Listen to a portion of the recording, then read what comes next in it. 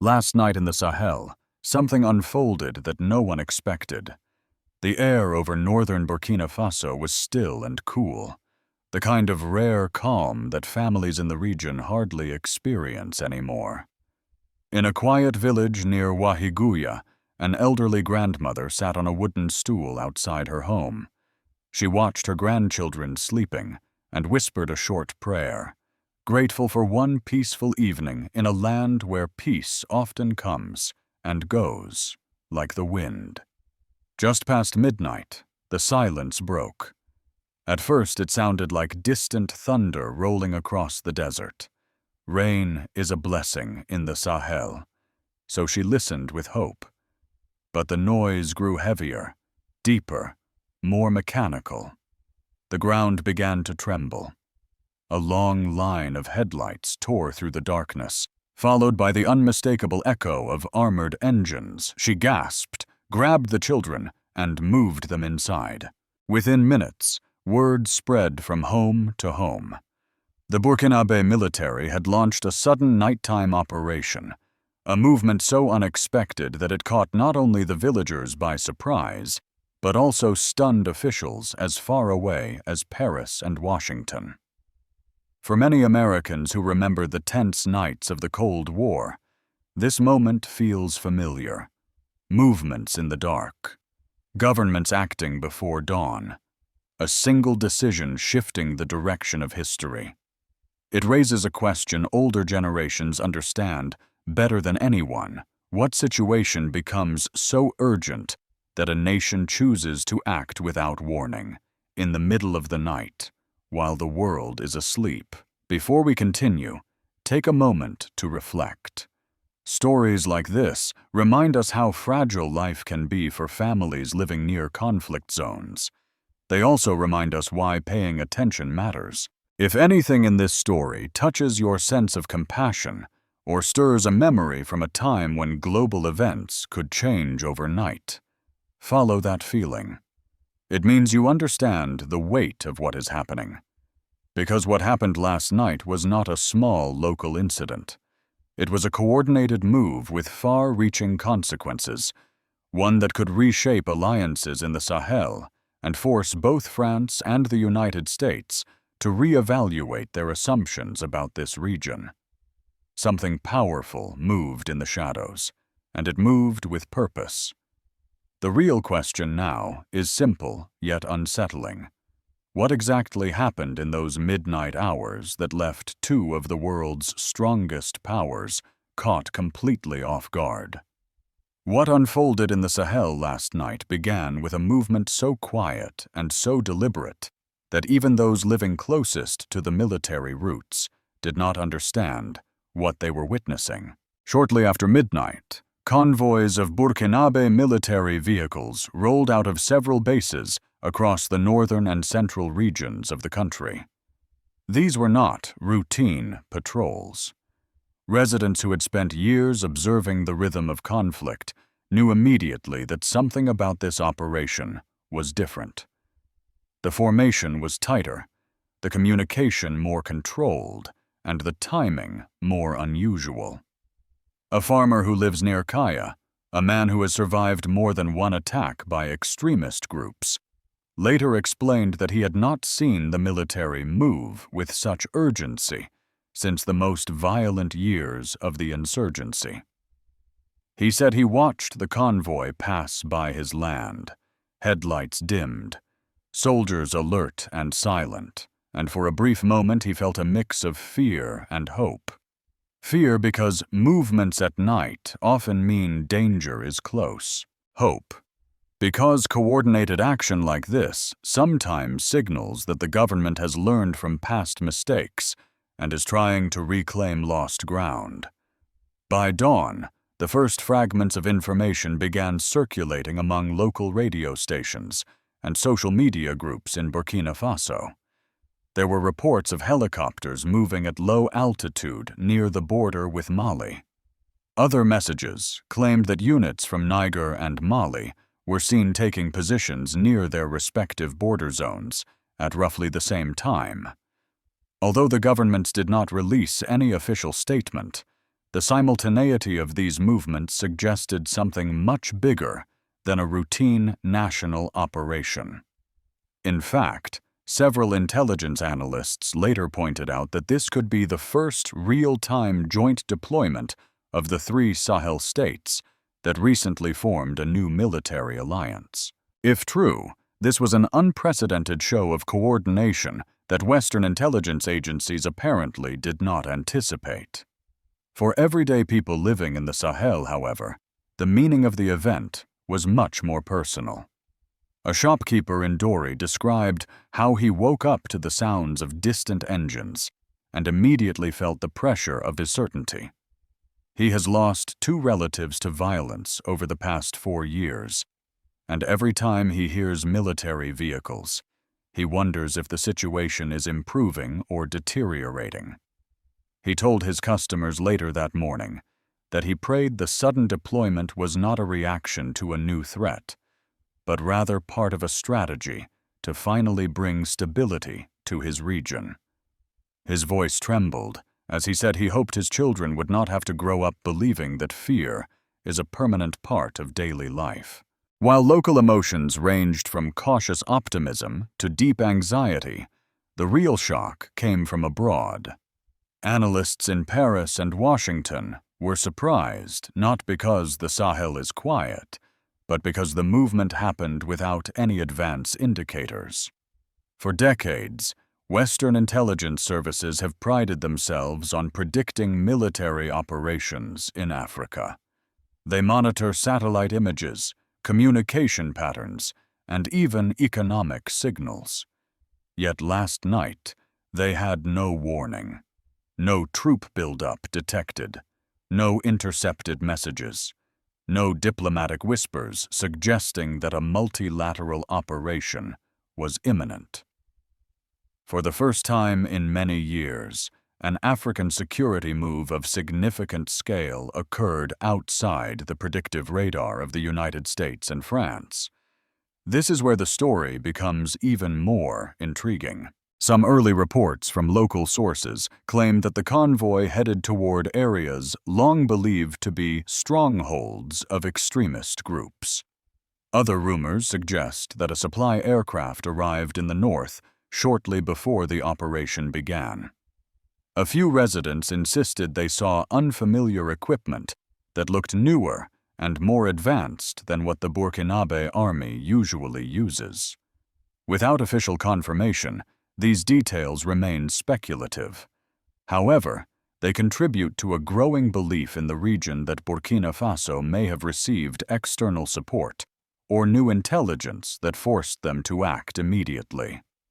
As you listen to these developments, try to imagine how it feels to be one of the families living along those routes. Many older Americans remember times when the sudden sound of military movement signaled a turning point in history. They know how swiftly night can turn into uncertainty. If this story stirs that sense of awareness in you, let it guide your perspective as we move deeper into what happened. In moments like these, understanding matters more than judgment. The question that now sits at the center of this event is simple yet powerful. What triggered such a synchronized deployment across 3 nations? And why did it need to happen under the cover of darkness, while the world was unprepared to witness it? As the night turned into early morning, the operation reached a point that would later be described as the moment everything changed. Near the border, shared by Burkina Faso, Mali, and Niger, the convoys from the 3 countries converged with a level of coordination that surprised even seasoned observers. Soldiers communicated via secure channels, units formed defensive lines, and checkpoints were reinforced within minutes. Villagers who awoke before sunrise said they saw patterns of movement that looked rehearsed, precise, and unusually synchronized. This was not the kind of scattered response the region had seen in past years. This was something new. It was the closest thing to a unified Sahel military action the public had ever witnessed. A schoolteacher from a Mali border village later described the moment she realized this was no ordinary deployment. Her home stands close enough to the border that she often hears the faint sounds of trucks or patrols. But that morning, the noise was heavier and steadier. When she stepped outside, she saw two long lines of vehicles moving along parallel routes, converging toward a central point. For a moment, she forgot her fear. She said it felt like watching three long separated brothers finally stand together after years of distance. Yet even that sense of unity came with a shadow of uncertainty, because whenever nations move boldly in the Sahel, the world watches with suspicion, curiosity, or alarm. The reaction from France came quickly. Analysts in Paris struggled to explain how an operation of this scale had taken place without being detected. Newspapers questioned whether their intelligence capabilities in West Africa had eroded. Some commentators even suggested that a new geopolitical reality was forming, one where African nations now act independently, without seeking approval or permission from former colonial powers. Political talk shows asked why the French military presence, which had once claimed to bring stability, now appears blind to crucial developments happening right under its nose. In Washington, the response carried a more cautious tone. Officials expressed concern about the unknown intentions behind the midnight deployment. Behind closed doors, some wondered whether this move signaled a deeper realignment among Sahel nations, possibly influenced by new security partners. Others feared the worst, imagining that extremist groups had gained ground and the governments were moving out of desperation. For American families who follow Africa news closely, the uncertainty surrounding the situation triggers memories of past moments when sudden movements in distant regions led to long-term consequences for global security. The question of whether this will affect American interests is already emerging in policy circles. Back in Burkina Faso, the public reaction varied from cautious optimism to deep anxiety. A father living in the outskirts of Djibo described how he woke his teenage son just before sunrise. He wanted the boy to see the movement of the soldiers and understand its importance. He told him that when a country has been wounded for years, any sign of coordinated strength must be taken seriously. But after he spoke those words, he quietly admitted that he also feared retaliation from extremist groups once they realized what had happened. He wondered whether this operation was the start of something stabilizing, or the beginning of a new cycle of violence that would put the next generation at risk. For many older Burkinabe citizens, especially those who lived through the turbulent periods of the past, the sight of three national armies moving in harmony created mixed emotions. It felt like a moment of long-awaited defiance, a sign that the region might finally be stepping out of the shadow of foreign control. At the same time, it carried the weight of uncertainty. Bold actions often come with bold consequences. History has taught them that even the most promising movements can turn unpredictable if global powers interpret them as threats. As we reflect on these reactions, it is important to pause and consider the deeper meaning behind them. When nations rise together after years of hardship, they often ignite hope in the hearts of their people.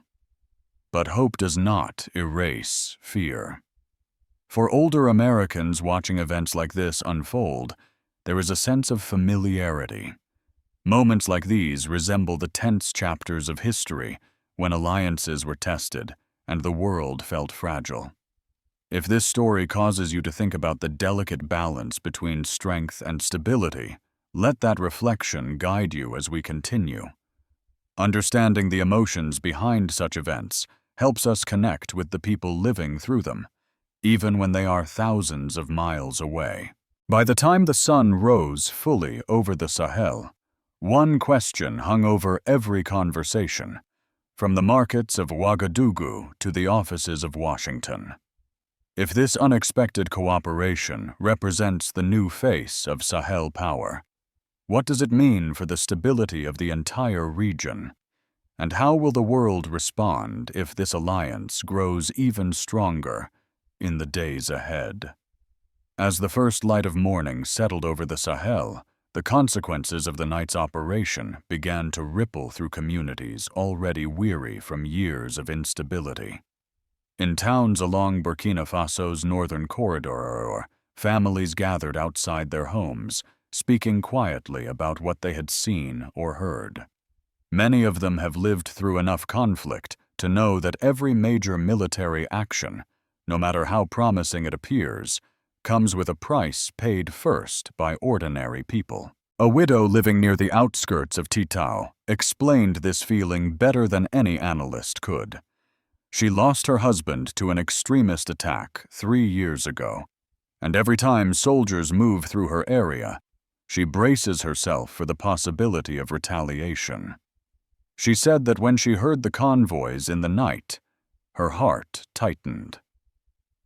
She hoped the government was striking back to protect the people, but she feared the response that might follow. Her story echoes across Burkina Faso, where thousands of families live with the constant tension between hope for security and the fear of what may come next. Politically, the nighttime deployment sent a message more powerful than any official statement. Ibrahim Traoré's government has spent months pushing the idea that Burkina Faso must reclaim its sovereignty, rebuild its security forces, and stand alongside its neighbors Mali and Niger, instead of relying on Western assistance. The operation demonstrated that this vision is not just rhetoric. It showed the world that the Sahel states are willing to take action on their own terms, in their own time, without waiting for approval from outside powers.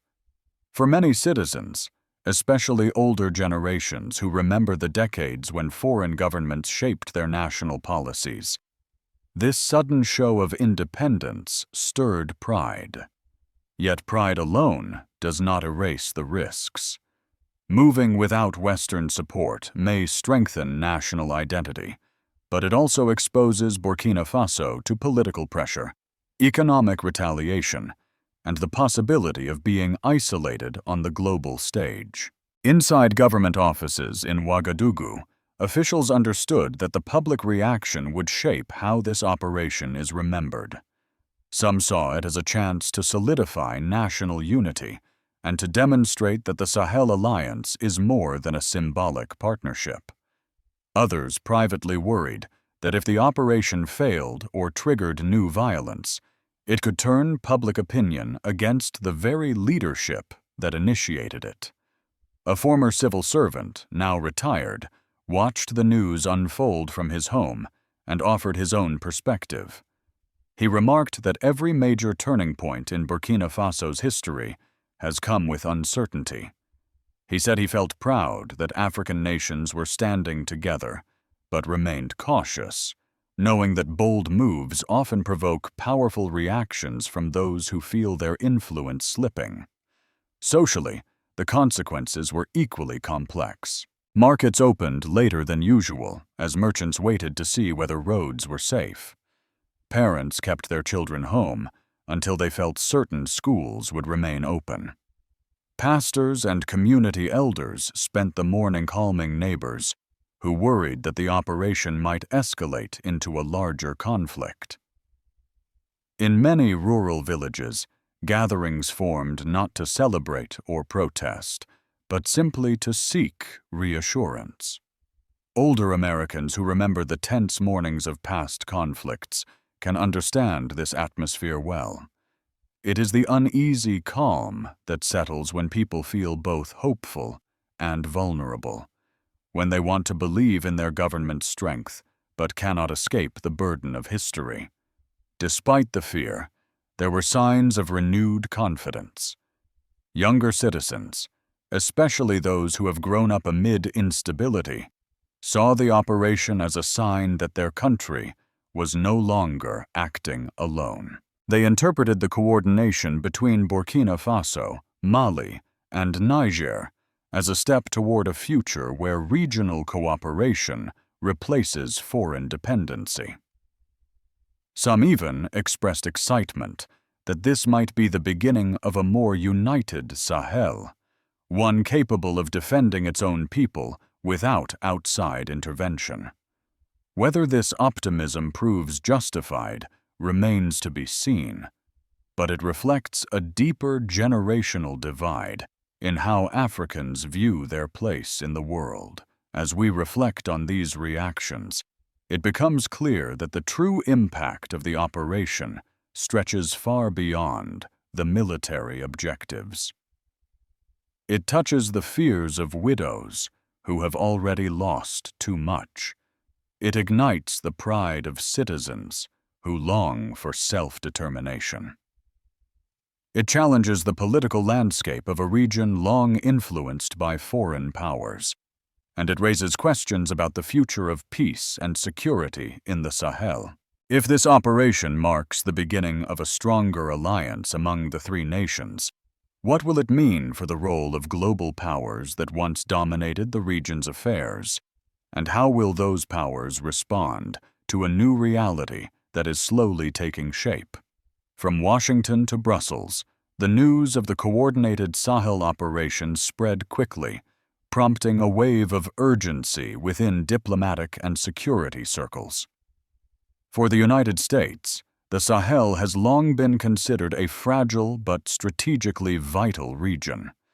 American policymakers worry that unchecked instability could allow extremist networks to expand, disrupt global energy routes, or create conditions that might eventually require a costly intervention. That is why last night's operation, carried out without prior signals or public explanation, struck a nerve in Washington. Officials are not only concerned about what happened, but about what they did not see coming. In private briefings held early this morning, analysts from several American agencies examined satellite records and communication data in an attempt to understand how three Sahel nations managed to coordinate their movements without triggering early warning systems.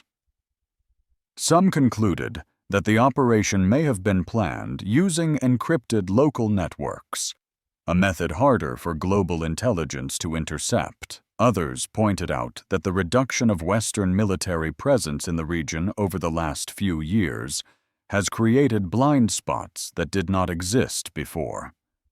For older Americans who remember the surprises of past geopolitical shifts, this moment feels uncomfortably familiar. It raises questions about whether the world is entering another era where emerging alliances form quietly and decisively, catching major powers off guard. Internationally, the reaction varied.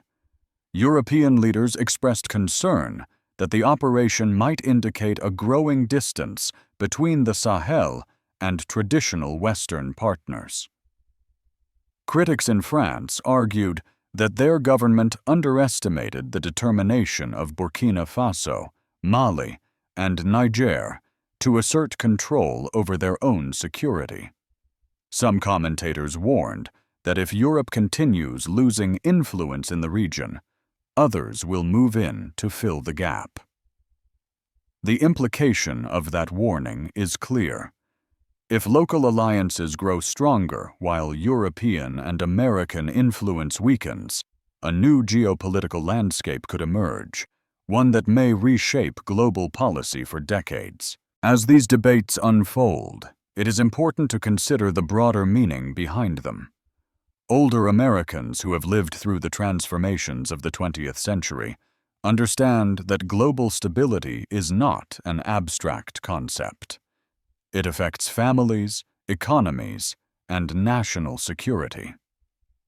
When unexpected movements occur in regions already under pressure, they can produce ripple effects felt across oceans.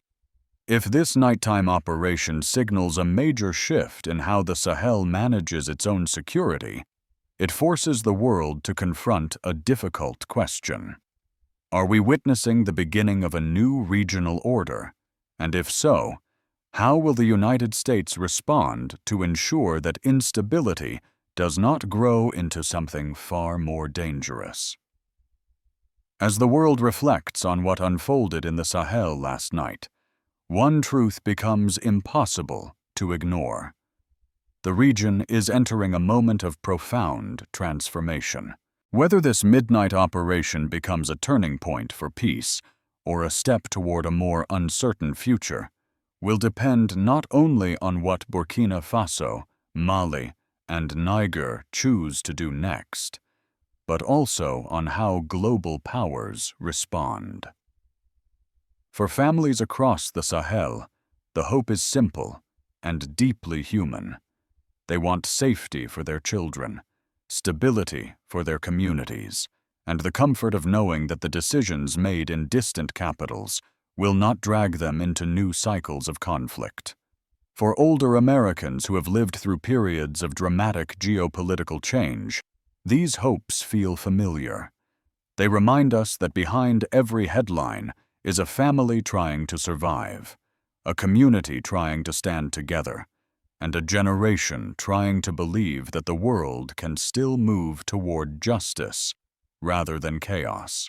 Yet the stakes remain high. If the Sahel Alliance does not strengthen its internal cooperation in the coming months, outside forces may attempt to influence or pressure these nations into directions that serve foreign interests more than local needs. If extremist groups interpret the operation as a threat, they may escalate their activities in ways that widen the suffering of ordinary people. And if global powers misread the intentions behind this sudden show of unity, diplomatic tensions could rise at a moment when the region desperately needs calm and clarity. The possibility of misunderstanding is real, and history has shown that even well-intentioned actions can spiral if not supported by wisdom and careful leadership. This leads us to the question that now hangs over the entire region. Is Ibrahim Traoré guiding Burkina Faso toward a future defined by strength and sovereignty? Or is he taking the nation into waters that may become too turbulent to control? There is no simple answer. Leadership in times of crisis rarely offers clear paths. What matters is whether the decisions made today bring people closer to peace or push them further from it. If this story has made you pause and think about how fragile stability can be, let that feeling stay with you. Share your reflections with others, not because your voice needs to echo loudly, but because conversations about justice, dignity, and responsibility remind us of the values that hold communities together. And as we close this chapter, may we offer a quiet prayer for the people of the Sahel, for the mothers who wait for morning, for the fathers who carry the weight of hope, and for the leaders who must navigate choices that shape entire nations. May God grant them wisdom, courage, and the peace they have long been denied. What happens next in the Sahel will not only shape Africa's future, it may shape the world's.